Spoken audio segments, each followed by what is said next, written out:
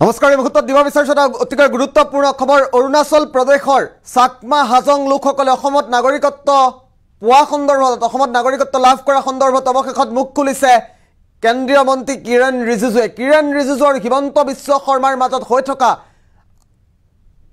ঘটনা সন্দৰ্ভত অৱশেষত মুখ খুলিছে কিৰেণ ৰিজিজুৱে। কি কৈছিল কিৰেণ ৰিজিজুৱে এই মুহূৰ্তত জনোৱাৰ চেষ্টা কৰিম। এটা অতিকৈ গুৰুত্বপূৰ্ণ খবৰ। অৰুণাচলৰ চাকমা হাজঙক অসমত সংস্থাপন সন্দৰ্ভত অৱশেষত প্ৰতিক্ৰিয়া প্ৰকাশ কৰিছে কিৰেণ ৰিজিজুৱে। স্থিতি স্পষ্ট কৰিছে কেন্দ্ৰীয় মন্ত্ৰী কিৰেণ ৰিজিজুৱে।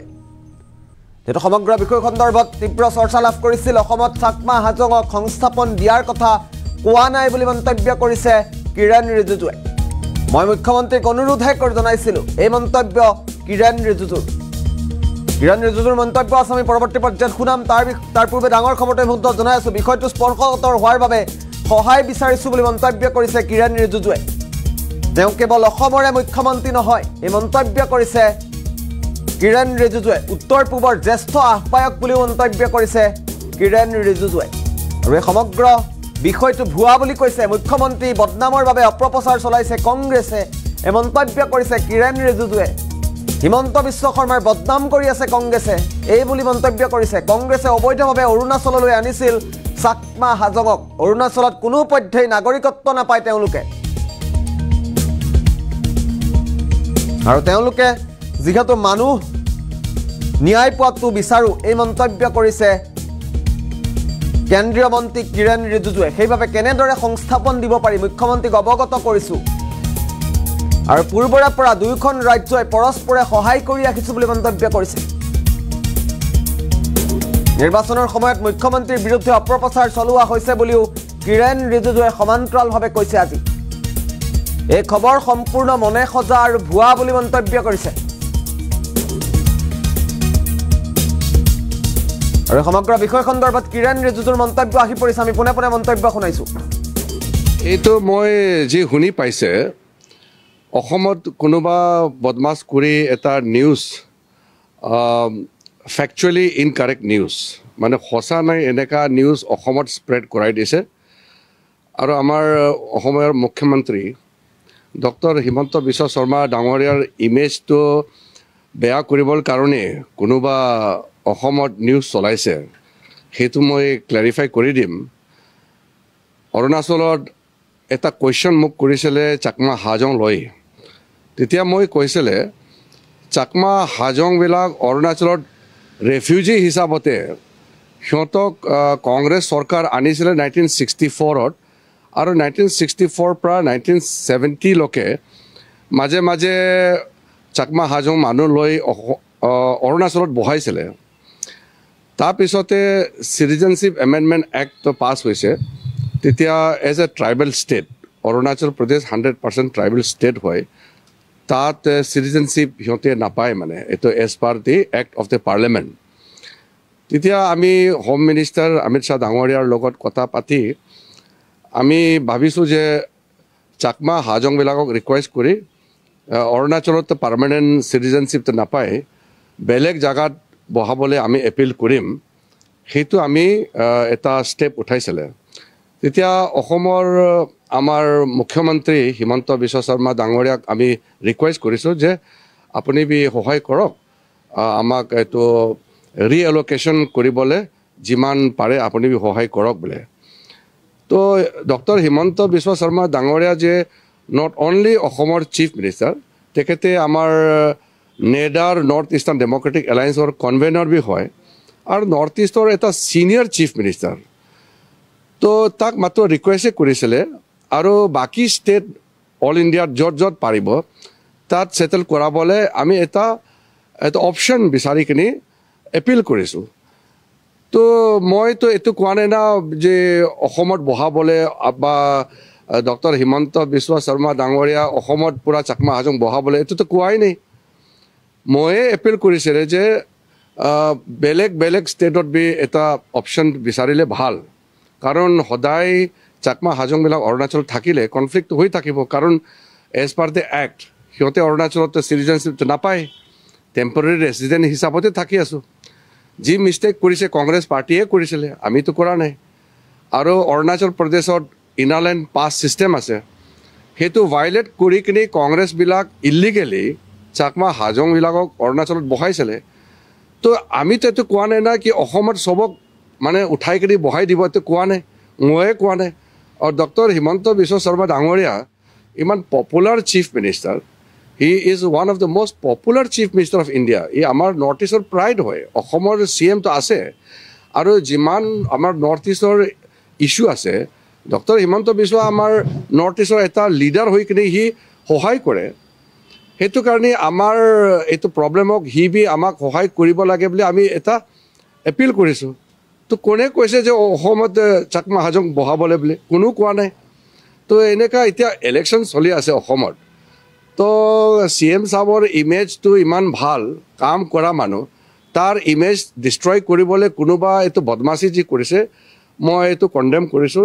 এনেকুৱা বদমাচি ৰং নিউজ এইটো ফেলাব নালাগে এইটো য'ত ত'ত মিছা কথা কৈ কিনে নিউজ এইটো চবৰ এইটো ওপৰত এটা বেড ইম্প্ৰেশ্যন যি জেনেৰেট কৰি আছে সেইটো ভাল নাই আৰু ছেকেণ্ডলি আমি চাকমা হাজং সিহঁতে মানুহ আছে ইলিগেল ইমিগ্ৰেণ্ট হওক বা ৰেফিউজি হওক সিহঁতে মানুহ আছে আৰু মানুহৰ হিচাপতে সিহঁতকতো উঠাই কিনেতো পেলাব নোৱাৰে ডাইৰেক্টলি গলিটো মাৰিব নোৱাৰে আৰু জবৰদস্তি সিহঁতক কাটিটো কৰিব নোৱাৰে কিন্তু পিচফুলি একটা অপশ্যন সিহঁতক দিছে আমি যে আপোনাবিলাক অৰুণাচলৰ পৰা বাহিৰত যাবলৈ যে ইণ্ডিয়া আমাৰ ইমান ডাঙৰ এটা কাণ্ট্ৰি আছে য'ত বি অপশ্যন এইটো আছে অপশ্যন বিচাৰিবলৈ আমি কৈছে তো অসমৰ চৰকাৰক বি আমি ৰিকুৱেষ্ট কৰিছে যে আমাক সহায় কৰক এনেকুৱা বোলে তো কোনে কৈছে যে অসমত চাকমা হাজঙক বহাবলৈ কোনো কোৱা নাই এইটো মোৰ ওপৰত বি এনেই বদনাম কৰিবলৈ মিছা কথাটো কৈ দিলে কোনোবা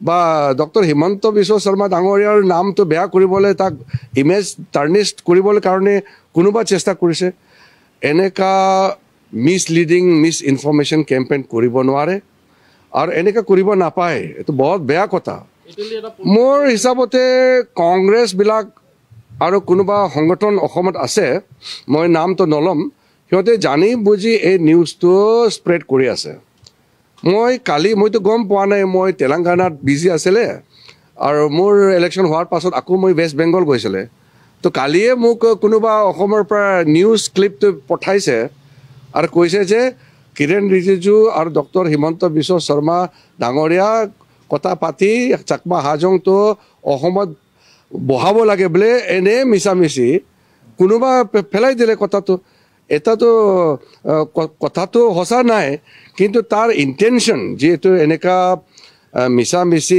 গলত নিউজটো এনেকুৱা স্প্ৰেড কৰাটো কোনোবা এটা জানি বুজি কোনোবা কৰিছে মই এনেকুৱা লাগি আছে আৰু যোনেই হওক এনেকুৱা কৰিব নাপায় আৰু কংগ্ৰেছ পাৰ্টিকটো মই কৈ আছোঁ যে এনেকুৱা কৰিলে আপোনাক ভোট নাপায় কাৰণ মিছা কথা কৈ মানুহৰ ওচৰতে মিছলিডিং ইনফৰ্মেশ্যন দি ভোট খোজাটো ভাল কথা নাই আৰু আমাৰ চিফ মিনিষ্টাৰ অসমৰ chief minister doctor Himanta Biswa Sarma ডাঙৰীয়া not only CM of Assam আমাৰ নৰ্থ ইষ্টৰ senior leader very performing chief minister তাৰ ইমেজ অসমত বেয়া কৰিবৰ কাৰণেই এইটো এনেকুৱা বস্তুটো কৰিব নালাগে সেইটো মানে এজ পাৰ CAA যি প্ৰভিজন আছে তাতে ট্ৰাইবেল এৰিয়াছ শ্বেডিউল্ড এৰিয়া আৰু প্ৰটেক্টেড ষ্টেট যিমান আছে তাত এনেই বি মাত্ৰ চাকমা হাজং নাই জেনুইন ইণ্ডিয়ান বি তাত মাটি কিনাটোতো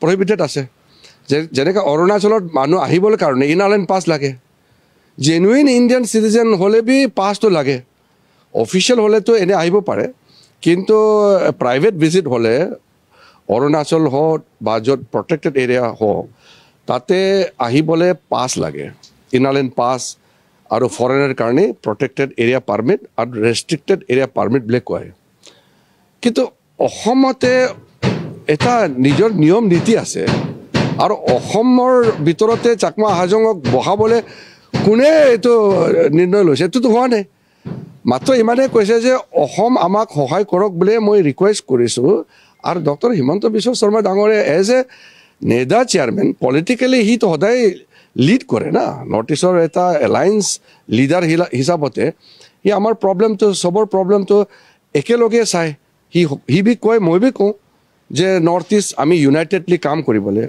আৰু অৰুণাচলৰ প্ৰব্লেম হ'লে অসমৰ প্ৰব্লেম নিচিনা আছে অসমৰ প্ৰব্লেম হ'লে আমাৰ প্ৰব্লেম নিচিনা আছে মই পাৰ্লিয়ামেণ্টত যেতিয়া কথা পাতোঁ বা ষ্টেটমেণ্ট দিওঁ মই মাত্ৰ অৰুণাচলৰ সাংসদ বুলি নকয় মই গোটেই নৰ্থ ইষ্টৰ এটা প্ৰতিনিধি হিচাপতে কয় কাৰণ নৰ্থ ইষ্ট আমি একেই হয় আমি ছেম ট্ৰিট কৰে আৰু মইতো সদায় কয় মোৰ জন্ম হোৱা সময়ত মইতো অসমীয়া আছিলে এইটো কিয় কয় মানে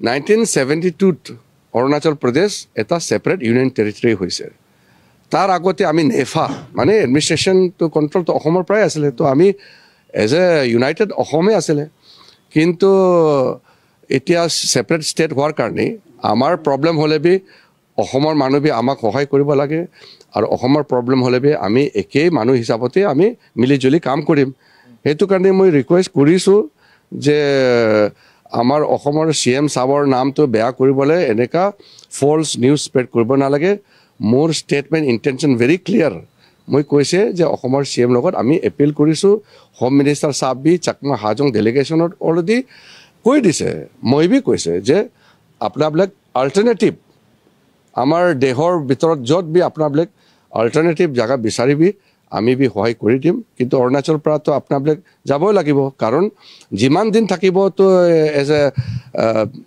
টেম্পৰাৰী ৰেচিডেণ্ট হিচাপতে থাকিব আমি অৰুণাচলতো নিয়ম এইটো মই কিৰণ ৰিজিজু বুলি কোৱা নাই নিয়ম বি আছে না যে CAত লিখা আছে যে অৰুণাচলৰ ভিতৰত আপোনাৰ চিটিজেনশ্বিপটো নাপায় সেইটো এটা ফেকচুৱেল আছে মানিব লাগে না এইটো ফেকচুৱেল মইতো